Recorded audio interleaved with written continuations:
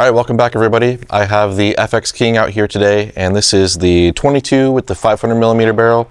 And the biggest change I've made recently is this belly dump rail from Air Marksman. So this finally gives me some M-lock out at the front, but more importantly, it adds a spot for a bipod. So I am super stoked about this because before I just had one of those little clamps that hooks on the tank here, and that kind of stabilizes it. But I've always really wanted just to put a bipod on this because that's what I like to have on a lot of my air guns.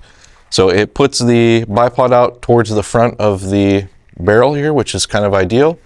And I think this is going to work out great. So I'm really stoked to try this out. It replaces those two Picatinny sections here in the middle. It bolts on right there. It's really simple to do. It didn't take me very long to install it. And I think it looks great too. So that's a plus. Some other things I'm going to test today is the FX Pocket Chronograph. So this is the V2 version. It's been out for, I think, a couple years now. But there's a couple reasons I wanted to get one of these and try it out. One was the price. It's pretty cheap compared to a lot of the different chronographs out there, and it's incredibly small. So I really like the True Ballistics chronograph that I have. There's nothing wrong with it. But I wanted something that I could mount on the air gun. The reason is because during a couple of my matches, I can see where the point of impact is shifting during the day as it starts to warm up, because at the start of a lot of matches, you're able to, chronograph and re-zero. So that's when I build my dope charts off of. But during the day, it starts to heat up and that point of impact starts to shift. So what I wanted to do was get a chronograph that I could mount onto the barrel and then see what the velocity changes are, or if there is any, during the day, during the match, so I can adjust if I need to and just kind of gather more data. So I'm kind of excited to try this out. So I brought that out here, and then I also have this Scopemate S28, and this is the newer touchscreen model. And I have a lot of different scope cams, but I haven't really found one that just is, perfect at everything. There's always kind of plus and minuses to all the different systems, except for one of the versions that I have that I've made a video about, which pretty much just sucks all around. So, but I don't need to talk about that one. So there hasn't really been a scope cam system that's, filled all the boxes for me, but this one seemed like it might. So I went ahead and purchased it. It has a lot of interesting features and a lot of things that I do like about it, but I haven't really got to test it out yet. So that is why it's out here today. So I took the one leaf optic off of this and put it on my DRS Tactical that was in the last video. I had this Swamp Fox optic that I just threw on here. I do need to get some taller rings for it though, because it is pretty tight here to the cheek rest. So this isn't going to be a solution that I keep on here in this configuration. But for today, I'm just going to zero it in, figure out the scope cam, kind of play with that. And then I brought out some good old trusty JSBs, the 18.3 grainers. And then I also brought out these Benjamins. These are the ones that they make on the single die. And these are 14.3 grains. So a little bit lighter weight, but I haven't got to try these out yet. They're supposed to be match grade.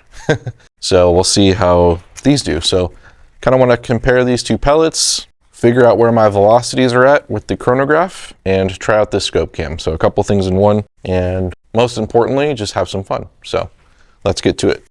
All right, so this chronograph connects really easily. I have the FX Chronograph app open on my phone, and then there's a power button on the side over here. So I'll just turn that on, and it's already connecting. So there you go, boom. Just needed to put my Bluetooth on, and then it will finally connect, but it's good to go now.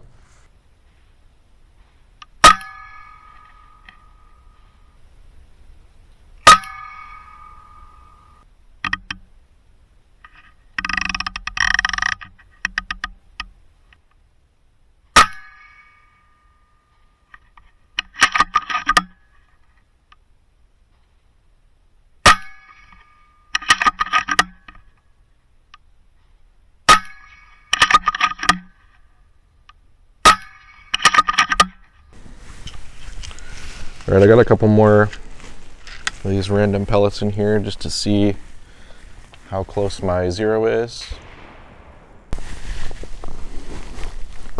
So I've been aiming at this same target here, and when I started it was shooting 4 mils to the right.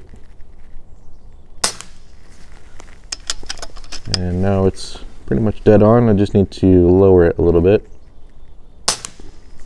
And maybe one click left.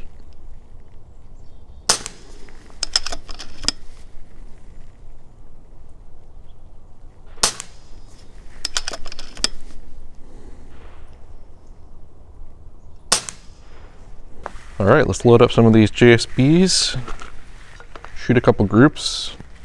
I'm averaging about 909 feet a second, and it looks like it's doing pretty well. It's kind of the same thing as my DRS. It was just shooting pretty high velocity, but they were grouping good, so I just kind of left it alone. So we'll see what happens with this one. The King is a lot more adjustable with the quick tune system on the side, so it's a lot easier to kind of dial in the velocity a little bit. Let's go.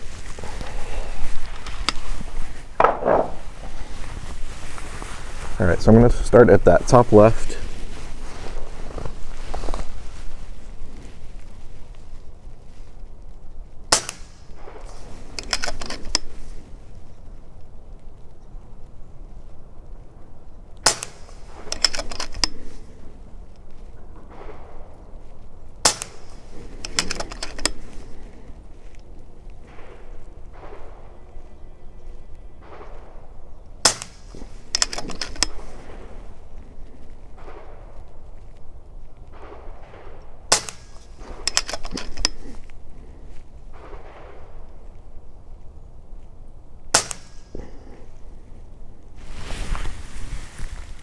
All right, so that was 6 shots. I'm averaging 911 feet per second. The regulator is just above 90 bar, so it's doing pretty well.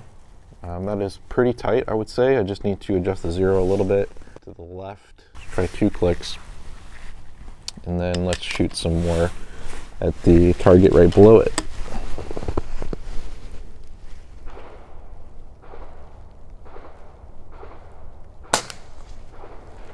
All right, so too far left.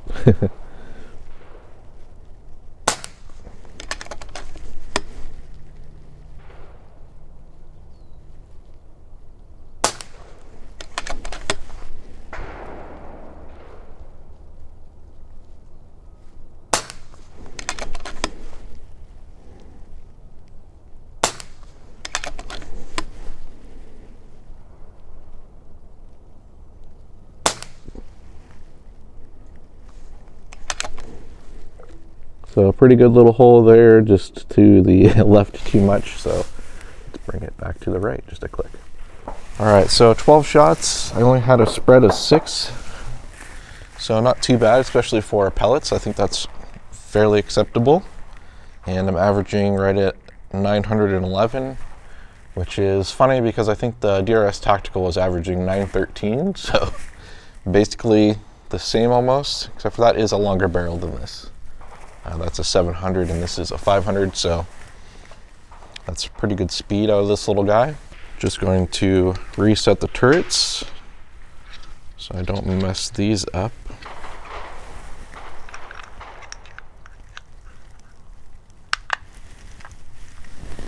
Back to 0.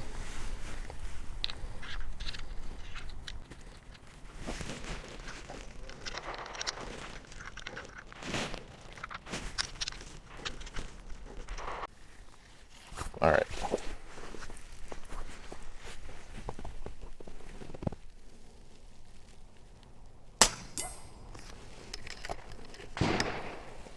Couldn't see where that hit, so let's try again. High maybe?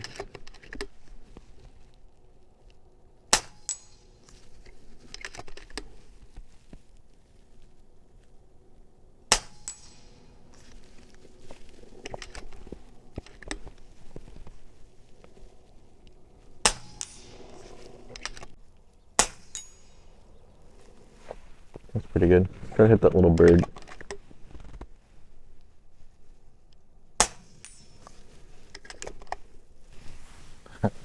The last shot left hit him.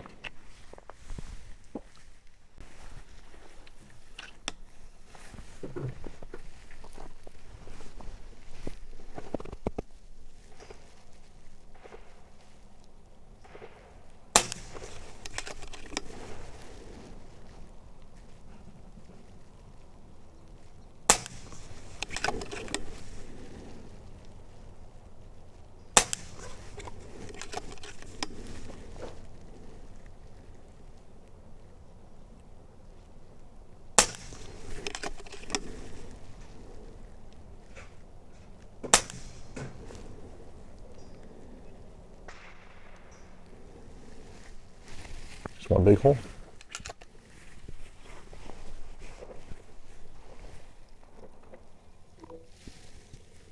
This is the bottom left.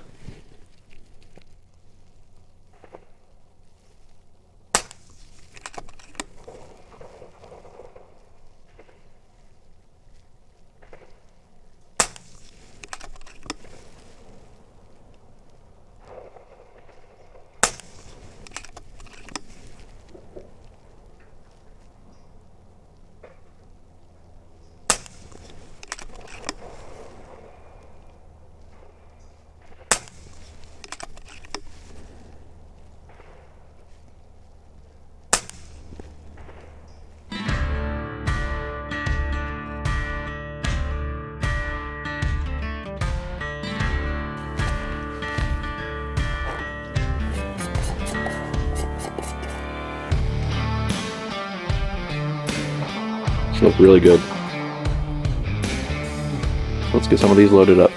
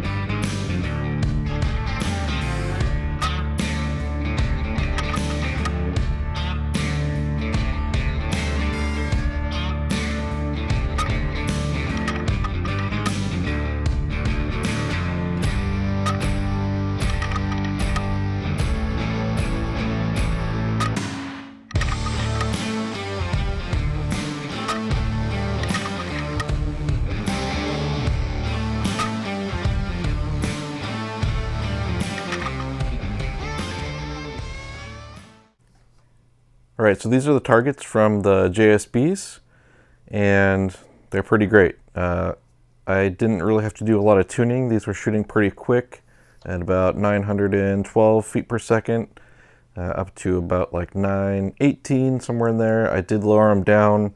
I lowered it down to about 900 and just a little bit below for these couple groups.